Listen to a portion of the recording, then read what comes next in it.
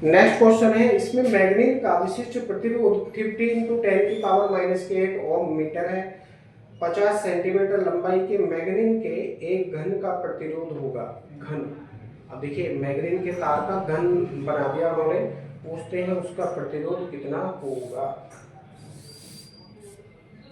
तो सूत्र है हमारे पास R = ρL/A, R = ρL/A।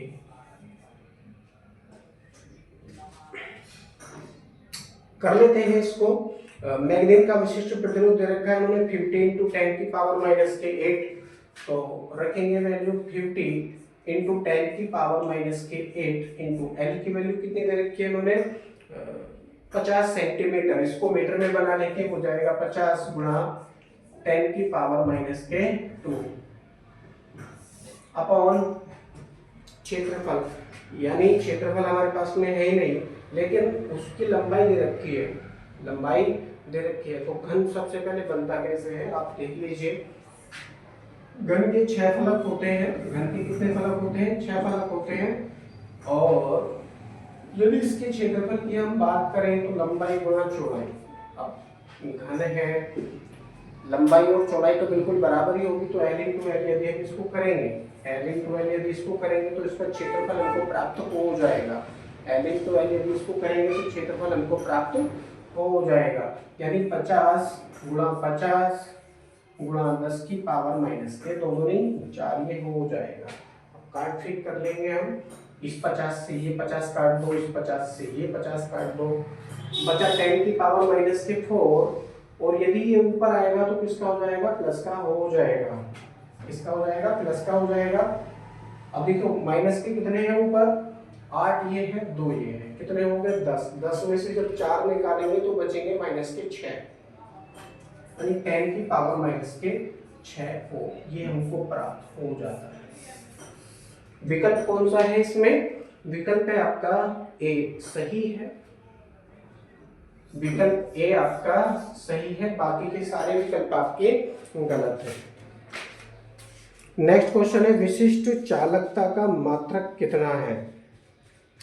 विशिष्ट चालकता, अब देखिए विशिष्ट चालकता का मतलब होता है विशिष्ट प्रतिरोध का व्युत्क्रम, विशिष्ट प्रतिरोध का व्युत्क्रम।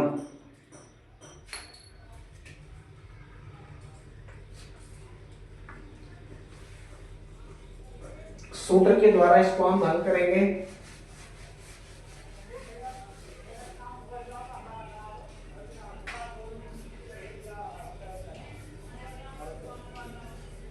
विशिष्ट चालकता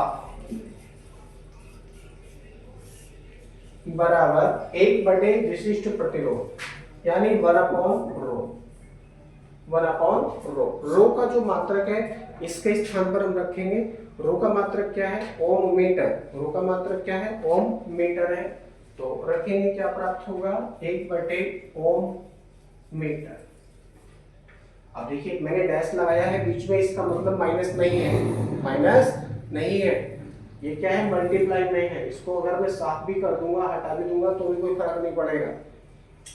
अब ओम को यदि मैं ऊपर लेके जाऊंगा तो पावर क्या हो जाएगी -1, मीटर को यदि मैं ऊपर लेके जाऊंगा तो पावर क्या हो जाएगी -1 हो जाएगी। तो कुछ इस तरह से ये हो जाएगा, ओम की पावर -1, मीटर की पावर -1। तो इसका मात्रक क्या बनेगा ओम की पावर -1, मीटर की पावर -1, इसका मात्रक बन जाता है। और विकल्प आपका सी सही है, बाकी के सारे विकल्प आपके गलत हैं। नेक्स्ट क्वेश्चन है वो इसमें कहते हैं कि एक ही वोल्टा के 220 वाट, देखिए ये न्यूमेरिकल टाइप लग रहा है मुझे, इसको मैं कर लेता हूं। एक ही वोल्टा यानी जो वोल्टेज है बिल्कुल बराबर बराबर है, V1 = V2 करके मैं इसको लिख सकता हूं, V1 = V2 = V, है ना, बिल्कुल बराबर वोल्ट है। 200 वाट और 100 वाट वाले बल्बों के प्रतिरोध क्रम से R1 व R2 है, तब दोनों में संबंध बताना है हमको। और प्रतिरोधों में क्या क्या संबंध होगा, तो पहले बल्ब का प्रतिरोध मान लेंगे R1, दूसरे का मान लेंगे R2 है। पहले की सामर्थ्य दे रखी है उन्होंने 200 वाट, P1 = 200 वाट और P2 = 100 वाट। पहले का प्रतिरोध याद कर लेंगे। अब देखिए प्रतिरोध में और सामर्थ्य में क्या संबंध होता है, P equal to V square बटे आर, P equal to V square बटे आर। तो इस सूत्र के अनुसार यदि हम करेंगे तो P1 V1 और R1 हो जाएगा, P1 V1 R1 सबके लिए। तो पहले का प्रतिरोध हमको बताना है, पहले का यदि हम प्रतिरोध बताएंगे तो क्या हो जाएगा, R1 equal to V1 square बटे P1, V1 स्क्वायर बटे P1 ये हमको प्राप्त हो जाएगा। अब दूसरे बल्ब के लिए यदि प्रतिरोध ज्ञात करेंगे तो डायरेक्टली क्या हो जाएगा, R2 equal to V2 square बटे P2, यही तो प्राप्त होगा। अब अनुपात निकाल लो इनका। अनुपात यदि आप ज्ञात करेंगे, इसको समीकरण नंबर 1 बना लो, इसको 2 बना लो। तो अनुपात ज्ञात करने के लिए चलो मैं 1 को 2 से डिवाइड कर देता हूँ। समीकरण 1 को 2 से अगर मैं डिवाइड करूंगा तो क्या प्राप्त होगा, R1 upon R2 equal to V1 square बटे P1 इंटू P2 पहुंचेगा ऊपर में डायरेक्टली कर रहा हूं बटे V2 स्क्वायर आ जाएगा नीचे, V2 स्क्वायर आ जाएगा नीचे। अब देखो V1 equal to V2 equal to V है, यहाँ मैं V1 से V2 को काट सकता हूँ, बिल्कुल बराबर है।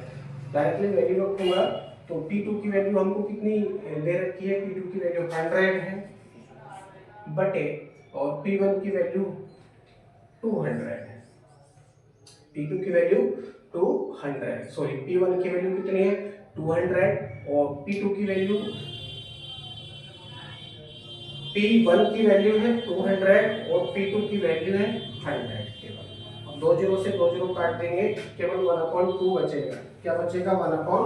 तो R1 upon R2 equal to 1/2 हमको प्राप्त हो रहा है। इसका तिरछा गुणा कर देंगे, तिरछी गुणा करेंगे तो क्या प्राप्त होगा, R2 equal to 2R1, R2 equal to 2R1 हमको प्राप्त होता है। अब देखेंगे कौन सा विकल्प है, इसमें विकल्प है आपका R2 equal to 2R1, B सही है, विकल्प बी आपका सही है, बाकी के सारे विकल्प आपके गलत है।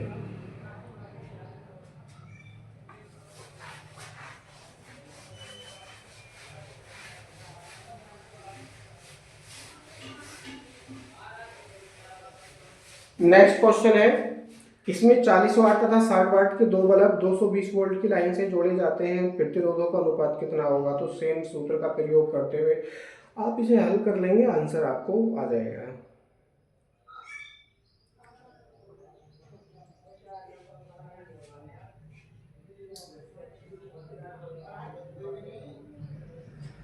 चलो कर लेते हैं इस क्वेश्चन को। P1 इक्वल टू 40 वाट, दूसरा 60 वाट और वोल्टेज दे रखा है इन्होंने 220 वोल्ट, 220 वोल्ट, 220 वोल्ट। प्रतिरोधों का अनुपात पूछते हैं, क्या पूछते हैं, प्रतिरोधों का अनुपात। तो मैं डायरेक्टली क्या करता हूं, मान लेंगे पहले बल्ब का प्रतिरोध R1, दूसरे बल्ब का प्रतिरोध R2, डायरेक्टली मैं कर रहा हूं तो क्या प्राप्त होगा, V1 स्क्वायर बटे P1 इंटू P2 पहुंचेगा ऊपर बटे V2 स्क्वायर। V1 से V2 को मैं काट सकता हूँ, क्यों काट सकता हूँ, क्योंकि दोनों बल्बों के लिए जो बिजली है परिवर्तित नहीं करी है, वोल्टेज परिवर्तित नहीं किया, 220 वोल्ट ही है। तो 220 वोल्ट में रखूंगा तो दोनों कट जाएंगे, बचेगा P2 P1। P2 की वैल्यू आपके पास कितनी है,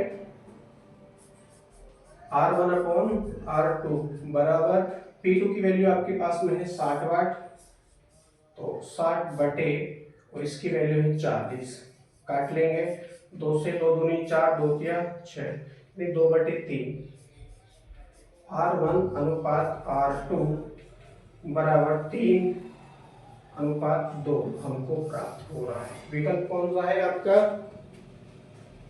डी सही है, बाकी के सारे विकल्प आपके गलत है। और ये प्रश्न आपका उत्तर प्रदेश की परीक्षाओं में आया भी है, बोर्ड परीक्षाओं में।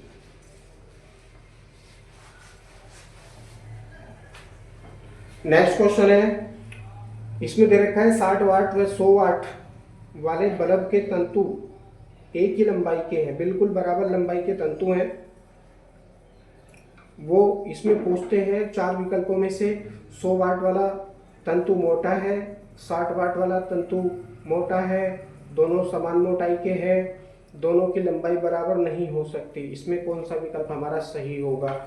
तो देखो भैया, प्रतिरोध ज्ञात कर लेते हैं। सबसे पहले मान लो इन दोनों बल्बों को V विभवांतर पर लगाया जाता है, V विभवांतर पर लगाया जाता है, तब पहले का प्रतिरोध और प्रतिरोध भी हमको ज्ञात नहीं करना है, इसका क्षेत्रफल हमको ज्ञात करना है, क्योंकि मोटाई की बात हुई है, मोटाई यानी त्रिज्याओं की बात हुई है। जब क्षेत्रफल हमको आ जाएगा तो त्रिज्या हम यहाँ से बता सकते हैं, कौन सा बल्ब मोटा होगा या कौन सा तंतु मोटा होगा, किस बल्ब का तंतु मोटा किसका पतला होगा, ये हम बाद में बता सकते हैं। तो इनकी सामर्थ्य दे रखी है, क्षमता दे रखी है 60 और 100 वाट। एक की है 60 वाट, दूसरे की है 100 वाट। मान लो उनको V विभवांतर पर जलाया जाता है, V विभवांतर पर जलाया जाता है। तो मैं सबसे पहले क्या ज्ञात करता हूँ, उनका अनुपात ज्ञात करता हूँ, प्रतिरोधों का अनुपात, इनके तंतुओं के प्रतिरोधों का अनुपात में ज्ञात करता हूँ। तो मुझको क्या प्राप्त होगा, R1 के लिए करूंगा तो V1 स्क्वायर बटे P1 इंटू P2 पहुंचेगा ऊपर बटे V2 स्क्वायर आ जाएगा नीचे। अब V विभवांतर पर मैं इसको जलाता हूँ बल्बों को, वोल्टेज बिल्कुल बराबर, किसी के लिए कोई भी ऐसा मानना नहीं है, तो V1 से V2 को मैं काट सकता हूँ, P2 की वैल्यू रखेंगे 100, कितनी 100। अब देखिए R की वैल्यू हमारे पास में नहीं है, तो इस R के स्थान पर रो L/A का प्रयोग मैं करूंगा, रो L/A का। तो अब देखो लंबाई मान लो पहले बल्ब की L1 है, दूसरे बल्ब की कितनी है L2 है, और उसका जो क्षेत्रफल है पहले बल्ब का वो A1 है, पहले बल्ब का क्षेत्रफल क्या है, वो A1 है, इनटू A2 बटे रो L2 इक्वल टू P2। अब देखो P2 का मतलब है 100 बटे इसका मतलब है 60, तो 0 से 0 कटेगा। अब 2 तिया 6 और 2 पंजे 10, 5/3 आ जाएगा इस साइड में। अब मैं क्या कर सकता हूँ, देखिए 60 वाट में 100 वाट के बल्बों के तंतु, अब देखिए मान लो एक ही धातु के बने हैं, इनके तंतु एक ही धातु के बने हैं, तो रो से रो को मैं काट सकता हूँ। अब क्या बचा हमारे पास L1 अपॉन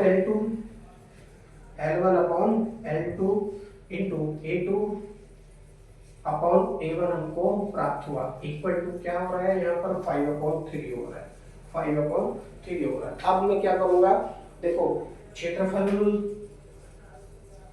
के स्थान पर मैं पाई आर स्क्वायर का प्रयोग करूंगा, क्योंकि मोटाइयां पूछी है। ऊपर है A2, तो क्या हो जाएगा यहाँ पर पाई R2 स्क्वायर, नीचे हो जाएगा पाई R1 स्क्वायर। तो पाई से पाई में काट सकता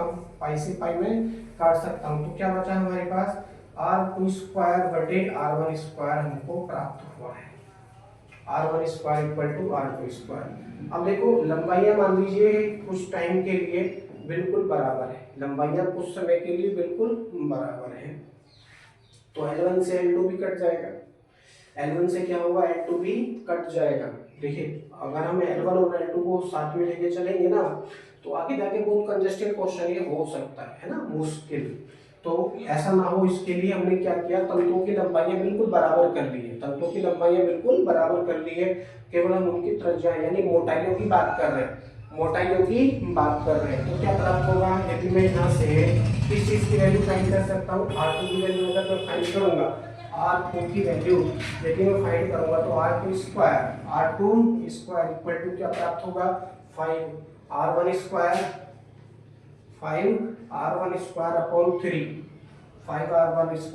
3 हमको ये प्राप्त होगा। अब यहाँ से हम कुछ संबंध बता सकते हैं, दूसरा अब मैंने क्या किया था, पहले लंबाइयां बिल्कुल बराबर मानी थी।